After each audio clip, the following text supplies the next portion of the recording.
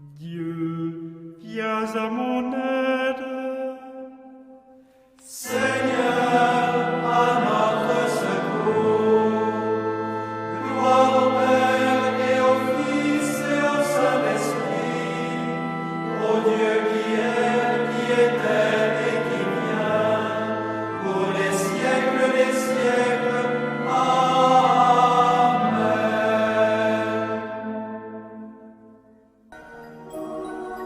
L'ange du Seigneur apporta l'annonce à Marie.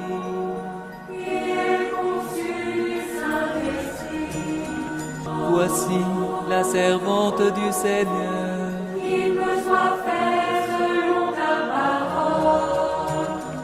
Et le Verbe s'est fait chair.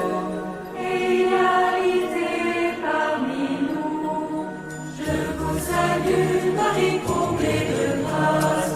Le Seigneur est avec vous. Vous êtes bénie entre toutes les femmes. Et Jésus, votre enfant, est béni. Sainte Marie, Mère de Dieu, priez pour nous, pauvres pécheurs, maintenant et à l'heure de notre mort. Amen, Amen, Alléluia. Priez pour nous, Sainte Mère de Dieu. Afin que nous soyons rendus dignes des promesses du Christ. Prions. Que ta grâce, Seigneur notre Père, se répande dans nos cœurs. Par le message de l'ange, tu nous as fait connaître l'incarnation de ton Fils bien-aimé. Conduis-nous par sa passion et par sa croix, jusqu'à la gloire de la résurrection. Par Jésus, le Christ, notre Seigneur.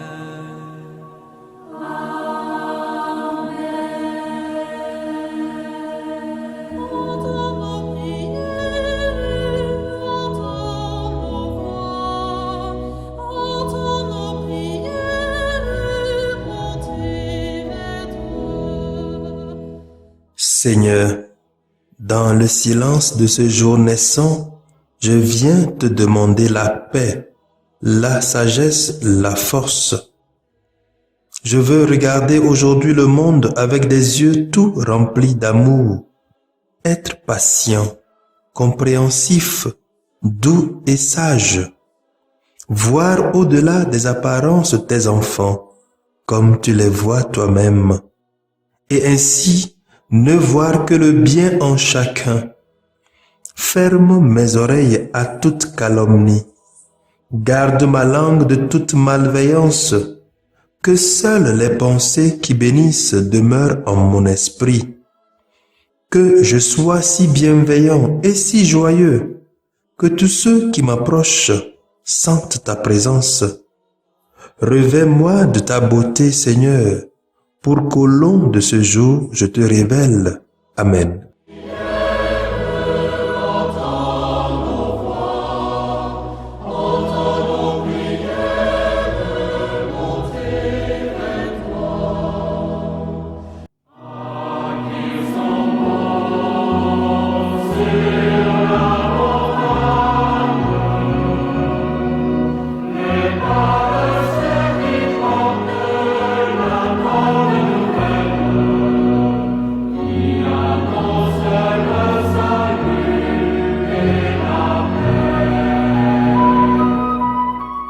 Écoutons les textes de ce mardi 7 septembre 2021, 23e semaine du temps ordinaire année B, lu par Odile Diago, sœur missionnaire de Notre-Dame des Apôtres, et Guillaume Dussevy, diacre de la Société des missions africaines, et commenté par Charles-André Dor, père de la Société des missions africaines. Tout pouvoir m'a été donné au ciel et sur la terre. Les nations, faites bénissime,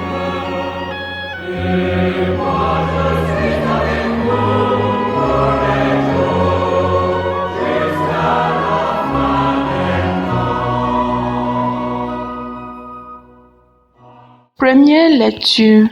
Lecture tirée de la lettre de Saint Paul apôtre aux Colossiens, chapitre 2, versets 6 à 15. Frères, menez votre vie dans le Christ Jésus, le Seigneur, tel que vous l'avez reçu. Soyez enracinés, édifiés en lui, restez fermes dans la foi, comme on vous l'a enseigné. Soyez débordants d'actions de grâce.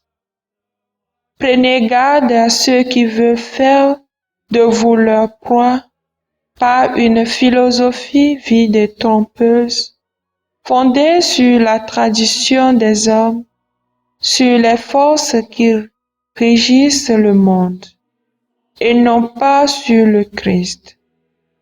En lui, dans son propre corps, habite toute la plénitude de la divinité. En lui, vous êtes pleinement comblés, car il domine toutes les puissances de l'univers. En lui, vous avez reçu une circoncision qui n'est pas celle que pratiquent les hommes, mais celle qui réalise l'entier dépouillement de votre corps de chair. Telle est la circoncision qui vient du Christ. Dans le baptême, vous avez été mis au tombeau avec lui, et vous êtes ressuscités avec lui par la foi en la force de Dieu qui l'a ressuscité d'entre les morts. Vous étiez des morts parce que vous aviez commis des fautes et vous n'aviez pas reçu de circoncision dans votre chair. Mais Dieu vous a donné la vie avec le Christ. Il nous a pardonné toutes nos fautes. Il a effacé le biais de la dette qui nous accablait en raison des prescriptions légales pesant sur nous. Il l'a annulé en le clouant à la croix. Ainsi, Dieu a dépouillé les puissances de l'univers. Il les a publiquement données en spectacle et les a drainés dans le cortège triomphal du Christ. Parole du Seigneur. Nous rendons grâce à Dieu.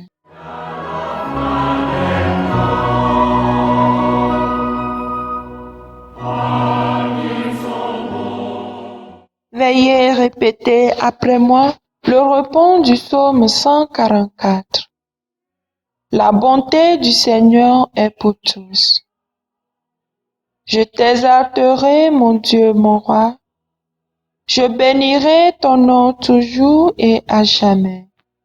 Chaque jour, je te bénirai, je louerai ton nom toujours et à jamais. La bonté du Seigneur est pour tous. Le Seigneur est tendresse et pitié, lent à la colère et plein d'amour. La bonté du Seigneur est pour tous, sa tendresse pour toutes ses œuvres. La bonté du Seigneur est pour tous. Que tes œuvres, Seigneur, te rendent grâce et que tes fidèles te bénissent. Ils diront la gloire de ton règne, ils parleront de tes exploits. La bonté du Seigneur est pour tous. Alléluia, Alléluia, Alléluia, Alléluia. C'est moi qui vous ai choisi afin que vous alliez, que vous portiez du fruit et que votre fruit demeure, dit le Seigneur. Alléluia, Alléluia, Alléluia, Alléluia. Le Seigneur soit avec vous et avec votre esprit. Évangile de Jésus-Christ selon Saint Luc. Gloire à toi, Seigneur. Luc chapitre 6, versets 12 à 19. En ces jours-là, Jésus s'en alla dans la montagne pour prier, et il passa toute la nuit à prier Dieu. Le jour venu, il appela ses disciples et en choisit 12, auxquels il donna le nom d'apôtres. Simon, auquel il donna le nom de Pierre, André son frère, Jacques, Jean, Philippe, Barthélemy, Matthieu, Thomas, Jacques, fils d'Alphée, Simon appelé le Zélote, Jude, fils de Jacques, et Judas Iscariote, qui devint un traître. Jésus descendit de la montagne avec eux et s'arrêta sur un terrain plat. Il y avait là un grand nombre de ses disciples et une grande multitude de gens venus de toute la Judée, de Jérusalem et du littoral de Tyr et de Sidon. Ils étaient venus l'entendre et se faire guérir de leur maladie. Ceux qui étaient tourmentés par des esprits impurs retrouvaient la santé.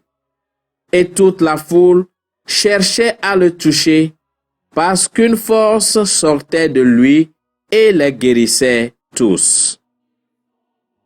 Acclamons la parole de Dieu. Louange à toi, Seigneur Jésus.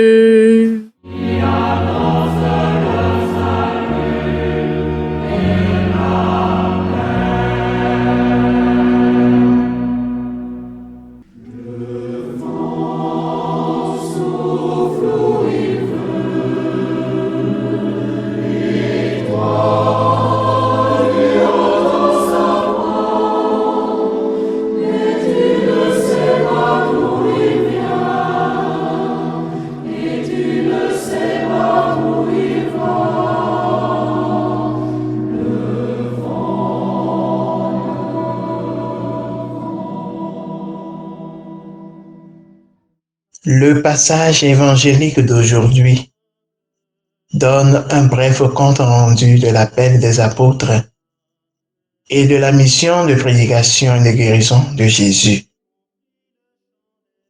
Jésus a été le premier missionnaire envoyé par son Père avec la bonne nouvelle que Dieu son Père est un Père aimant, miséricordieux et indulgent qui veut sauver tout le monde par son Fils Jésus.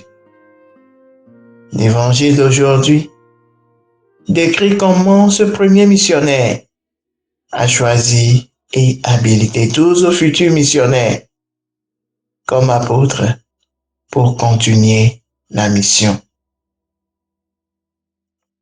Jésus a sélectionné des gens très ordinaires, pour la plupart des pêcheurs travailleurs, sans statut social, sans apprentissage, ni influence politique. Jésus était sûr que cet étrange mélange de personnes serait des instruments très efficaces entre les mains de Dieu. Matthieu était un collecteur d'impôts, détesté au service de l'Empire romain, tandis que Simon le Cananéen était un zélote, un nationaliste fanatique ou un terroriste de l'époque, déterminé à détruire la domination romaine par tous les moyens. Les autres étaient pour la plupart des pêcheurs professionnels avec beaucoup de bonne volonté de patience et d'endurance. C'était seulement l'amour de Jésus pour eux et leur admiration et amour pour Jésus qui les unissait. Jésus les a sélectionnés après une nuit de prière et leur a donné ses propres pouvoirs divins de guérison et d'exorcisme et en a fait un élément clé de sa propre mission messianique de prêcher le royaume de Dieu. Que pouvons-nous retenir? Dieu veut nous montrer qu'un appel au ministère ou une vocation à la vie sacerdotale ou religieuse ou à la vie de famille est une initiative de Dieu. En tant que chrétiens, nous avons la même mission que Jésus a confiée à ses apôtres. Nous remplissons cette mission de prêcher la parole de Dieu, principalement en vivant les enseignements de Jésus et en promouvant et en aidant les activités missionnaires de l'Église dans le monde.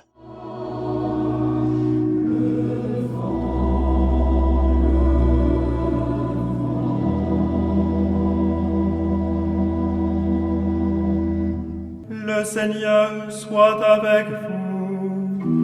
Et avec votre esprit. Que Dieu Tout-Puissant vous bénisse, le Père, le Fils et le Saint-Esprit.